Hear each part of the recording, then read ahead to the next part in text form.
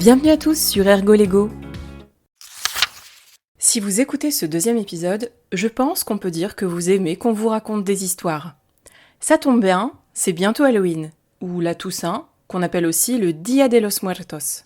Ça peut être le moment de se faire peur grâce à des films d'horreur, ou bien grâce à des lectures comme Dracula par exemple. L'ennui, c'est qu'une fois qu'on se retrouve seul, on fait moins le malin. Tout nous paraît être un fantôme, et le moindre bruit ou rai de lumière nous inquiète. Mais au fond, quel plaisir d'avoir la chair de poule. Pour l'occasion, je vous propose un petit détour par la littérature américaine. La légende de Sleepy Hollow, une histoire écrite par Washington Irving. Et oui, son prénom, c'est le nom de la capitale des États-Unis. Oui. Si ce titre vous dit quelque chose, c'est peut-être parce que vous avez entendu parler d'un film de Tim Burton, sorti en 1999, ou bien d'une série diffusée de 2013 à 2017.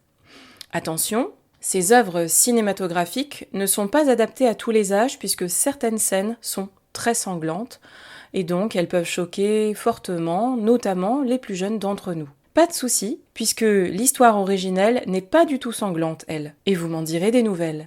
Partons à la rencontre d'Ichabod Crane, un instituteur originaire du Connecticut qui s'est installé à Sleepy Hollow, autrement nommé le Val dormant. Alors accrochez-vous à vos oreilles, montez le son, éteignez la lumière, et bonne écoute. Souvent, l'après-midi, après avoir renvoyé sa classe, il prenait plaisir à s'allonger sur l'épais tapis de trèfle bordant le petit ruisseau au murmure plaintif qui coulait près de son école et se plongeait dans les récits terrifiants du vieux mater jusqu'à ce que l'obscurité grandissante du soir qui tombait réduisit la page imprimée à un simple brouillard devant ses yeux. Alors, tout le long du chemin qui le menait à la maison de ferme où il se trouvait hébergé, à travers marais, rivières et bois ténébreux, chaque bruit de la nature, à cette heure propice à tous les sortilèges, excitait son imagination enflammée. La plainte de l'engoulevent montant du coteau, le coassement prophétique de la rainette verte, annonciateur de l'orage, le ululement lugubre du chat-huant, ou encore un soudain froissement de feuilles dans un fourré quand des oiseaux effarouchés s'envolent à tire-d'aile. Les lucioles également, qui brillaient d'une lumière très vive dans les endroits les plus noirs, le faisaient quelquefois sursauter quand un insecte à l'éclat inhabituel surgissait sur son chemin.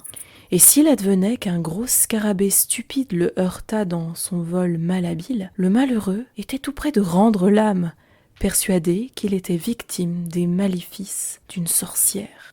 En pareille circonstance, sa seule ressource pour chasser ses pensées ou éloigner les esprits malfaisants consistait à chanter des psaumes, et les braves gens de Sleepy Hollow, assis le soir sur le pas de leur porte, étaient saisis d'épouvante en entendant sa voix nasillarde, suavement et longuement modulée, descendre la colline au loin ou flotter sur la route au crépuscule.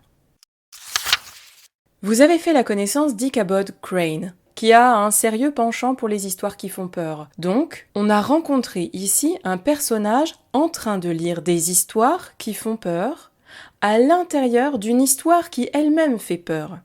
C'est ce qu'on appelle une mise en abîme en analyse littéraire. Mais, me direz-vous, et vous auriez bien raison, le texte qu'on vient de lire ne fait pas peur du tout. Patience, ce n'est que le début. Parce que j'ai omis délibérément un détail. Cette histoire parle d'un cavalier sans tête qui parcourt Sleepy Hollow, qui est le nom de la région dans laquelle habite Ichabod Crane.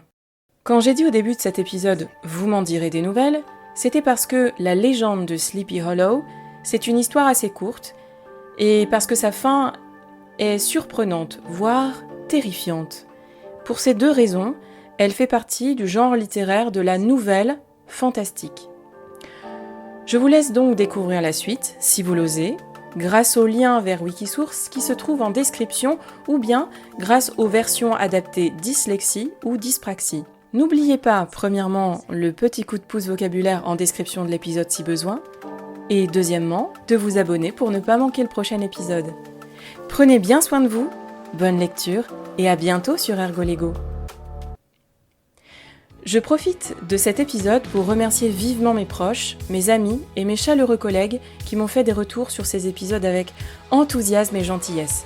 Merci à Alice, Charles-Antoine, à Amy et à Maude. Merci beaucoup à Camille et Mathilde, mais aussi à Valérie, Yasmina, Cléophée et son frère Augustin. Merci à Hélène et à Odile. À bientôt sur Ergolego.